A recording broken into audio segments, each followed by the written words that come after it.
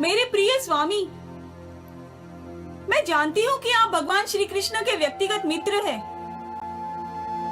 और उनके भक्त भी हैं। और भगवान तो अपनी भक्त की सहायता करने के लिए सदैव तत्पर रहते हैं।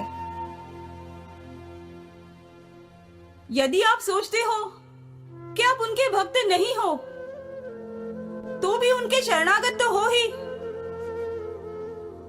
और भगवान तो शरणागत जीव के संरक्षक है। और ब्राह्मणों के प्रति तो वे अत्यंत उदार है। इसीलिए मैं चाहती थी कि आप उनके पास द्वारका जाइए। वह हमारी इस गरीब अवस्था को अवश्य पहचान लेंगे। मुझे पूरा विश्वास है कि वह आपको कुछ भी भौतिक लाभ देने से बिल्कुल हिचकिचाएंगे नहीं। मुझे उनसे कोई भी भौतिक लाभ नहीं चाहिए।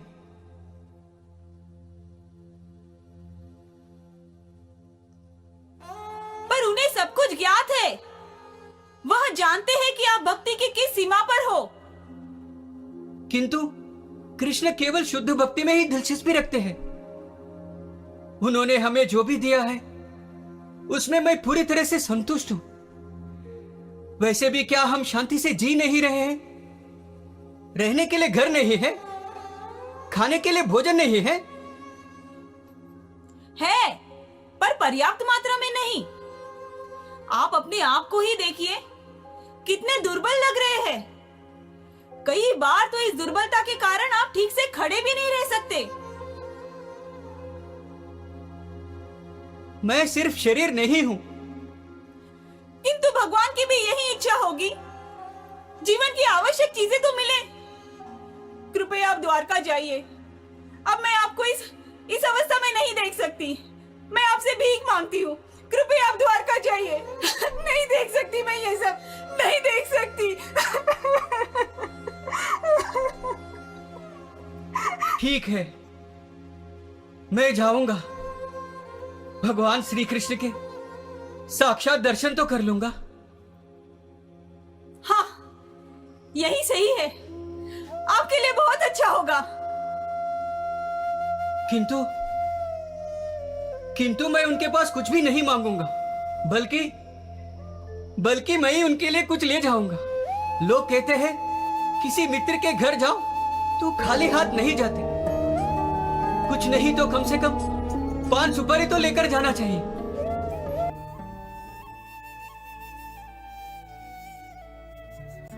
कहो ब्राह्मण देव, कहां जा रहे हो? मुझे द्वारकाधीश से मिलना है। लगता है आपके साथ कोई अन्याय हुआ है। द्वारकाधीश से न्याय मांगने आए हो? नहीं, मेरे साथ कोई अन्याय नहीं हुआ है। तो फिर आपके साथ कोई अत्याचार हुआ है? नहीं, मेरे साथ कोई अत्याचार भी नहीं हुआ है। इसका मतलब आपको कोई दान दक्षिणा चाहिए? नहीं, मुझे कोई दान दक्षिणा भी नहीं चाहिए। तो फिर आपको क्या चाहिए? मुझे मेरे मित्र द्वारकाधीश से मिलना है। मित्र? यह असंभव है। द्वारकाधीश कैसे आपके मित्र हो सकते हैं? हाँ, वे मेरे मित्र हैं। ठीक है, ये ऐसा कर रहे हैं तो आप अंदर जाकर द्वारकाधीश से क्यों नहीं पूछते? ठीक है।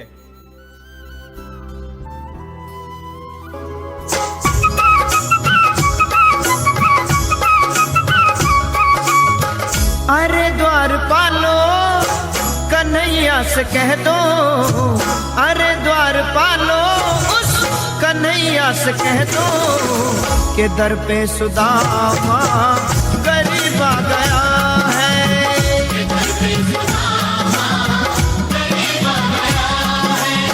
भटकते भटकते न जाने कहां से, भटकते भटकते न जाने कहां से तुम्हारे महल के करीब आ गया है।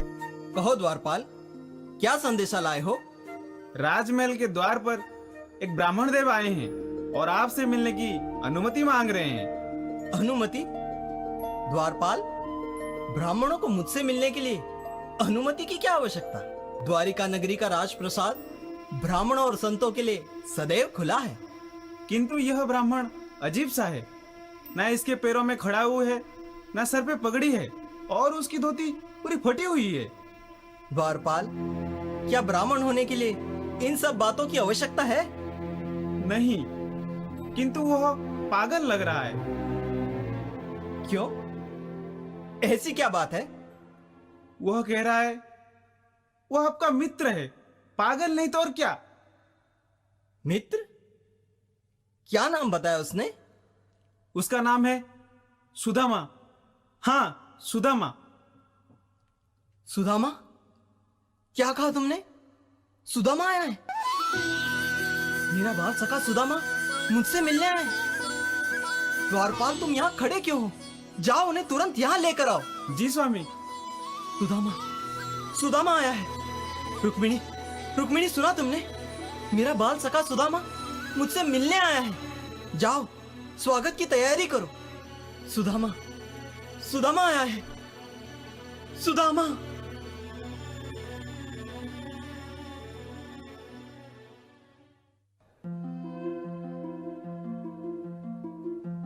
सुदामा, कृष्णा, सुदामा मेरे मित्र। कृष्णा, कैसे कैसे हो तुम मित्र? दो दो ये मुझे दो। नहीं, दो कृष्ण नहीं, कृष्ण। दो दो तो अरे नहीं। अरे दो तो मुझे। बहुत दूर से आए हो, थक गए होंगे। चलो मेरे साथ चलो। आओ, बैठो यहाँ। यहाँ? बैठो तो। पर मैं बैठ भी जाओ। बरसों बाद मिले हो, सेवा का अवसर नहीं दोगे?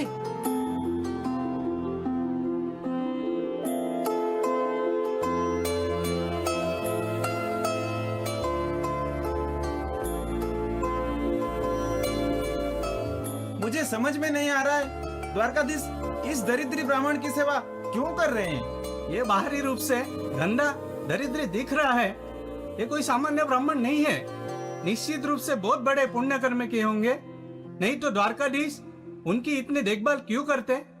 स्वयं द्वारकाधीश उन्हें बड़े ही आदर से ले आए।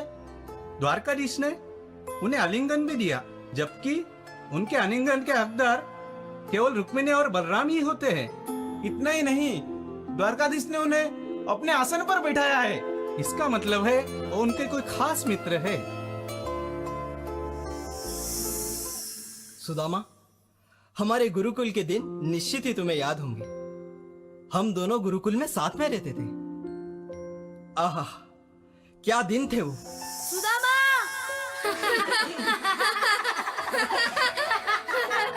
सुदामा, मुझे पकड़ो, मैं यहाँ हूँ। तू अभी तक मुझे नहीं पकड़ पाया, सुदामा। सुदामा, मुझे पकड़ो।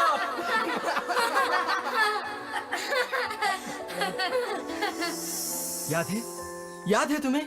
एक दिन गुरु पत्नी के आदेश पर हम जंगल में सरपण लाने के लिए निकल पड़े थे। सूखी लकड़ियां जमा करते करते हम घने जंगल में चले गए और एकाएक हम रास्ता भूल गए। सुदामा! सुदामा! कहाँ हो तुम सुदामा? सुदामा, लगता है हम रास्ता भटक गए हैं। कृष्णा! कृष्णा! तुम कहाँ हो? मैं यहाँ हूँ। कृष्णा! कृष्णा!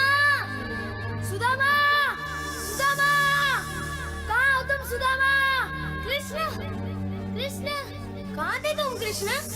मैं तो तुम्हें ढूंढ रहा था, तुम कहाँ थे? सुदामा, लगता है हम रास्ता भटक गए हैं। अच्छा, अब क्या करें? चलो वहाँ देखते हैं। हाँ कृष्ण, मुझे याद है। सूखी लकड़ियां जमा करते करते हम घने जंगल में चले गए। बहुत ही अंधेरा हो गया था। अचानक से तूफान भी आ गया। आकाश में काले बादल छा गए। सुदामा, लगता है जोरों की वर्षा होने वाली है। तेज हवा भी चल रही है। बिजली चमकने लगी, जोरों की वर्षा होने लगी।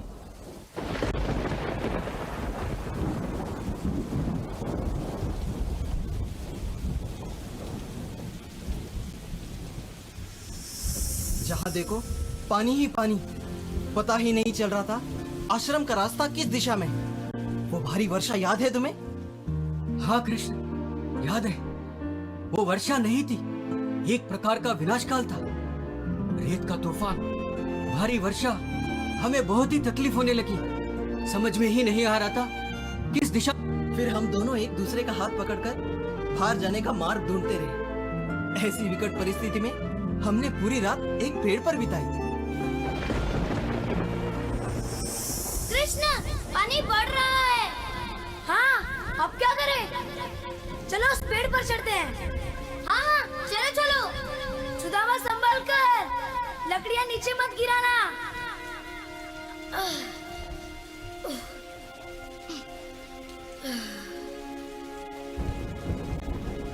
सुदामा, क्या कर रहे हो? मुझे भूख लगी थी कृष्ण, चने खा रहा हूँ। पहले ऊपर तो आओ, पानी बढ़ रहा है। हाँ हाँ, आया। लकड़ियों को संभालो। गुरु माता ने हमें सूखी लकड़ियाँ लाने के लिए कहा था। और सुदामा, तुम अकेले ही चना खा रहे थे ना? कृष्ण, चने तो थे, मुझे भूख लगी थी। हाँ। तुम मुझे भूल गए सुदामा, लेकिन मैं तुम्हें कभी नहीं भूलूंगा। कभी नहीं भूलूंगा। कभी नहीं भूलूंगा। प्रातः काल में जब हमारे गुरुदेव को हमारे अनुपस्थिति का पता चला, तो उन्होंने शिष्यों को हमें ढूंढने के लिए भेजा। वे स्वयं उनके साथ निकले। जब वो जंगल में आए, तब उन्होंने हमें उस दुखी अवस्था में देखा और बड़े ही सहानुभूति से उन्होंने कहा,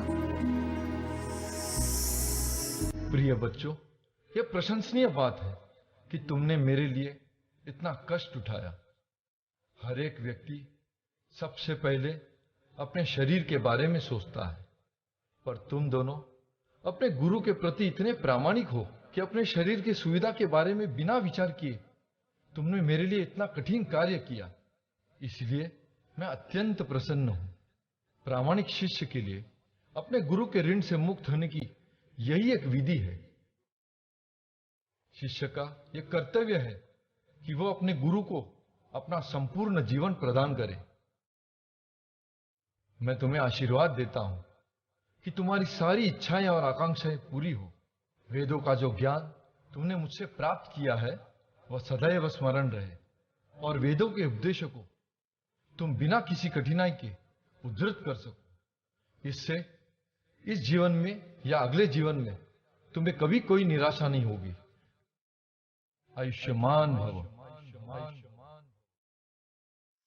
सुदामा, तुम्हें स्मरण होगा, गुरुदेव के आश्रम में रहते समय इस प्रकार के अनेक घटनाएं घटी। इससे हम समझ सकते हैं, गुरु के आशीर्वाद के बिना कोई भी व्यक्ति संतुष्ट नहीं हो सकता।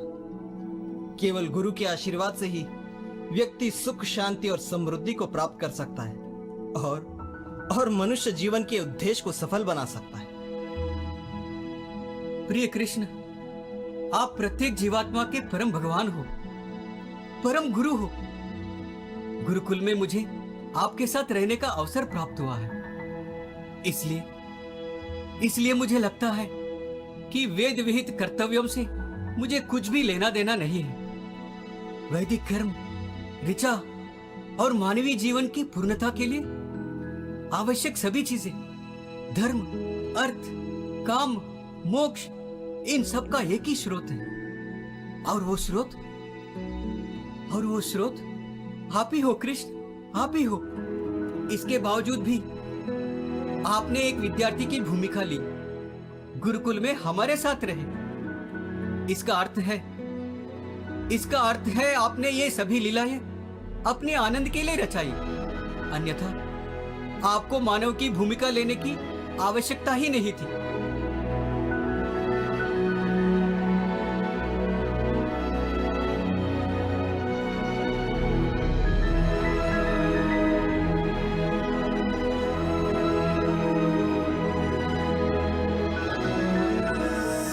अच्छा सुदामा, छोड़ो ये सब बातें। ये तो बताओ, तुम मेरे लिए क्या लाए हो? तुम्हारे लिए तुम्हारी पत्नी ने अवश्य ही मेरे लिए कुछ खाद्य पदार्थ भेजे होंगे। अपने घर से मेरे लिए तुम अवश्य ही कुछ लाए होंगे।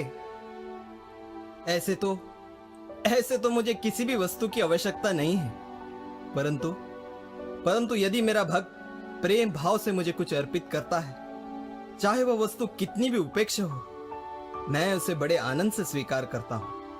इसके विपरीत यदि कोई अभक्त चाहे अत्यंत मूल्यवान वस्तु मुझे अर्पित करे, मैं उसका स्वीकार नहीं करता। यदि मेरा शुद्ध भक्त एक फल, फूल, छोटी पत्ती या थोड़ा सा जल जैसे नगण्य वस्तु भी मुझे अर्पित करता है, तो मैं सिर्फ उसका स्वीकार ही नहीं करता, परंतु आनंद पूर्वक उसका सेवन भी करता हूं। सुदामा, बताओ तो मुझे, क्या लाए हो मेरे लिए? बताओ बताओ सुदामा, बताओ। नहीं, ओ मैं नहीं। ऐसी तुच्छ वस्तु को मैं कृष्ण के प्रति कैसे अर्पित कर सकता हूँ? चलो जल्दी दो मुझे, बताओ क्या लाए हो, बताओ। नहीं कृष्ण, नहीं। अरे वो मैं, अब बताओ तो सही। मैं लाओ कृष्ण, लाओ बताओ। नहीं।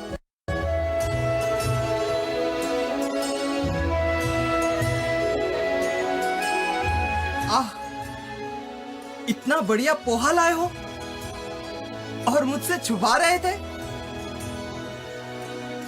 आह, क्या बढ़िया पोहा है।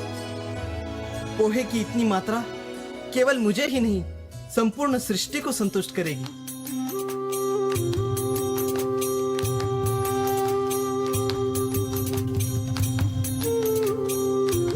प्रिय स्वामी, आप बड़े दयालु हैं। इस पोहे का एक दाना भी आपको संतुष्ट करता है। आपकी यह तृप्ति भक्तों को सभी ऐश्वर्य शाश्वत रूप से प्रदान करती है। इस पोहे को क्या आप अकेले ही खाएंगे? हमें नहीं देंगे? हमें भी चाहिए। सुदामा, काफी समय बीत चुका है, मैं तुम्हें तुम्हारा कक्ष बताता हूँ। अच्छा बताना, तुम्हारी यात्रा कैसी रही? भगवान श्री कृष्ण को देखना ये कितनी सुंदर बात है। ये तो आंखों से अमृत पीने जैसा है। वे ब्राह्मणों के लिए बहुत ही समर्पित हैं। वे परम ब्रह्म है। फिर भी मेरे जैसे दरिद्री ब्राह्मण को अपने छाती से लगाकर आलिंगन दिया। मुझे थका हुआ देखकर रुक्मिणी देवी ने मेरी सेवा की। उन्होंने अपने उच्च स्थान की ओर भी ध्यान नहीं दिया। साक्षात भगवान ने मेरी जो सेवा की, वो उनके दिल में ब्राह्मणों के लिए जो महान आदर है, इसलिए कृष्ण इतने दयालु है कि उन्होंने मुझे कुछ भी नहीं दिया, क्योंकि उन्हें पता है मैं दरिद्रता से पीड़ित हूं। और यदि मुझे धन मिलता है तो मुझे अहंकार हो जाएगा और भौतिक ऐश्वर्य से मैं पागल होकर उसे भूल जाऊंगा।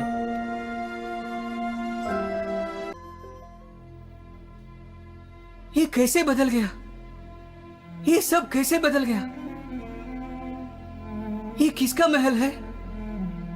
यदि ये वही जगह है जहां मैं रहता था, तो ये सब कैसे बदल गया? सुदामा, आप आ गए, धन्य हो गए हम। अरे सुनिए सुनिए, सुदामा जी आए। बाबा आ गए, बाबा आ गए, बाबा आ गए, बाबा आ गए, बाबा आ गए। मामा देखो, बाबा आ गए, बाबा आ गए। प्रिय वसुंधरी, ये सब कैसे हुआ? ये बदलाव कैसे हुआ वसुंधरी? ये बदलाव कैसे हुआ? मुझे कुछ पता नहीं स्वामी, मुझे कुछ पता नहीं स्वामी, मुझे कुछ भी पता नहीं। मैं तो हमेशा गरीब था। मेरे मित्र भगवान कृष्ण की कृपा दृष्टि के बिना कोई भी दूसरा कारण मुझे नहीं दिखता। भगवान भक्त के हृदय को जानते हैं। जब भगवान को भक्त बड़े प्रेम से थोड़ा भी कुछ प्रदान करते हैं, तो भगवान बड़े आनंद से उसका स्वीकार करते हैं। मैंने तो उन्हें सिर्फ एक मुट्ठी भर पोहा दिया था। उसके बदले में उन्होंने मुझे ऐसा ऐश्वर्य दिया जो स्वर्ग के राजा इंद्र से भी ज्यादा है। इसलिए मैं प्रार्थना करता हूं कि मैं हमेशा निरंतर उनके चरण कमलों की भक्ति करूं।